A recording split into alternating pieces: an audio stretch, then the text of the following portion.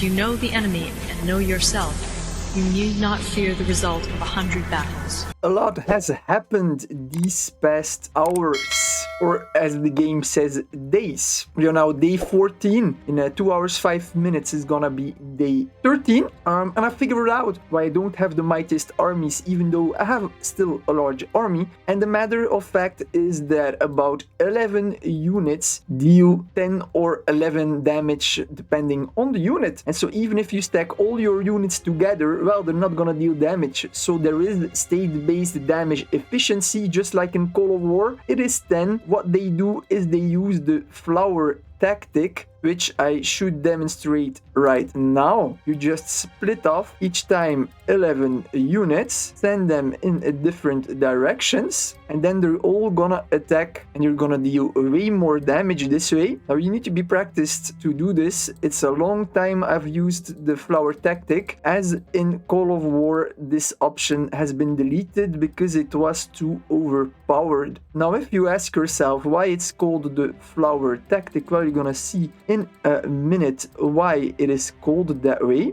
There we go. I've all split off. You can't see it well, but if you have large groups, this starts to make a circle, a flower. As you can see, I've got now 6 stacks of 11 units, and that's how your army should be. Stacks of 11 units, so that you have sufficient damage output. However, my units have a low morale, only 56, so I deal less damage, so I should make larger groups than 11. But so if your units have 100% morale, they should be split off in groups of 11. And of course, if you have groups of 11, you're gonna have a much higher damage output, and so your army is gonna be mightier and you're gonna be higher ranked on the mightiest army lists. Makes sense, right? Spoken of the mightiest army list, let's go to it. As I had large stacks, I'm gonna be very low on the list. East Algeria ranked number 1, no surprise. Sweden 7.23, Poland 6.71, Northern USA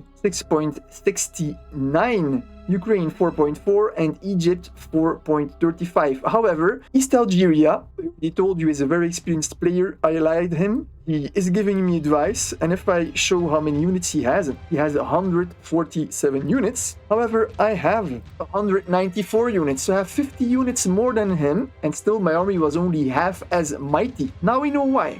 My economy is kicking in, as you can see, because I receive a lot of units each single time. It's pretty amazing. Algeria has been giving me great advice. For starters, forts stabilize and are the cheapest ways to get 5% morale, as each war costs you 5%, up to 35%. Forts putting back 25, that means something, right? So you can get a penalty up to 7 wars.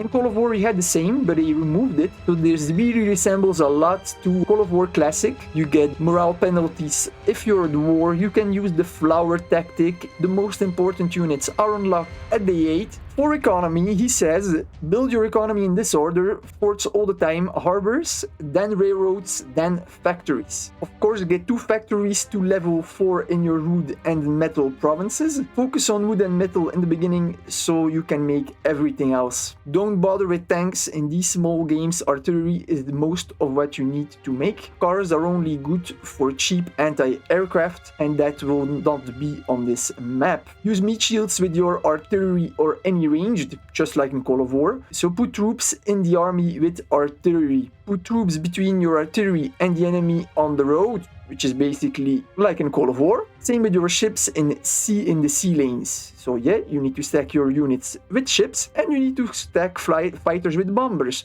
All makes sense, right? Flower tactic. The best flower attack is like 7 armies. Each army has 10 troops and 1 artillery. Space them apart so they don't merge. Place a couple of armies of 10 units troops in the road between the flower and the enemy. The only way to kill a flower is to have 2 waves of 5 fighters patrol above them. Make armies and look at the damage. It is on a curve. 100-man armies do little damage compared to waves of 11.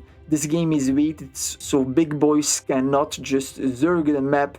Oh, and just be sure and defend the shores. All non-ships troops are worth 10% of the land value. So 10 units at a beachhead on land and slaughter about 60 at sea that are trying to land.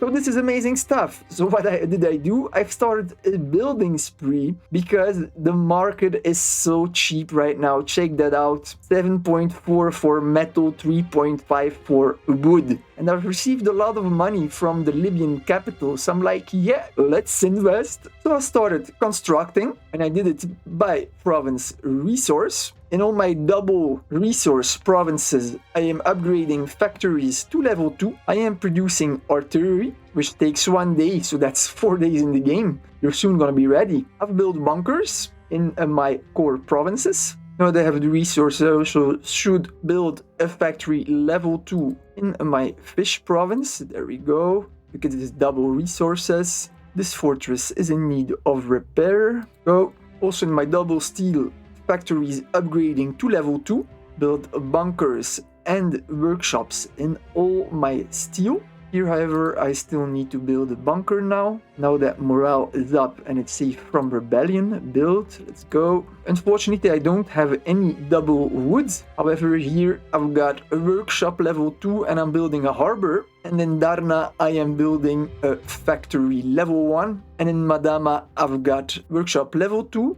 And I should actually repair that bunker level 2. Built. Go. Amazing. And then finally, also in Cairo, I am building a factory level 2. As I have a lot of coal here, I'm not building more forts than I have right now. And also in oil, I'm not building anything. I'm focusing on steel, wood, and double resource provinces. So it is cool because I'm using my artillery to force the AI in attack, and then with the flower tactic I can decimate him quite effectively. And you need to be careful when you attack AI, because I've remarked as soon as you start attacking somewhere, the AI starts mobilizing. And he's sending a lot of units, man. It is a bit unfortunate because now that there is a bunker here and probably a high level bunker as well, I have no visual on the troops inside, so I'm gonna have to wait. I'm gonna have to attack with artillery because I don't want to attack an unknown number of units in a bunker. No way, Jose. Forget about it.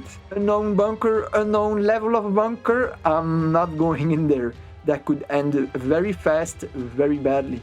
The next day. Right, you are day 13 now. My 3 level 2 factories have been constructed. That's perfect.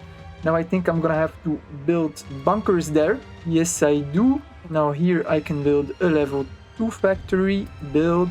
There we go. And here we're gonna build bunkers. Well, it's actually fortresses. Built, done. Then now in Darna I can produce an artillery. That's always amazing. Oh, I don't have enough steel. Will steel still be so cheap? I'm afraid it won't be. No, it's not. The sales are over. Perfect. That's a 5th artillery in production. And in 1 hour 13 minutes I'm gonna have 3 more artillery. Unfortunately, I won't have the steel to produce new ones. Which is lame. I need steel. I'm gonna have to switch my economy to 100%. Oh no, that's the wrong way. 733 iron ore. Oh, but it's gonna cost me a lot of lumber. That's not really cool, but okay, I need the steel, right? I need at least 3k so that I can produce another artillery. Gosh. Well, at least I have industry now everywhere where it's important. I've got my bunkers building. I've constructed recruiting offices everywhere. Only thing I have to do now is continue to poke the bear with the artillery to get him in a counterattack. I hope you have enjoyed this video. Please subscribe and hit that bell button for notifications. I want to say a warm thank you to my members and elite members for supporting this channel.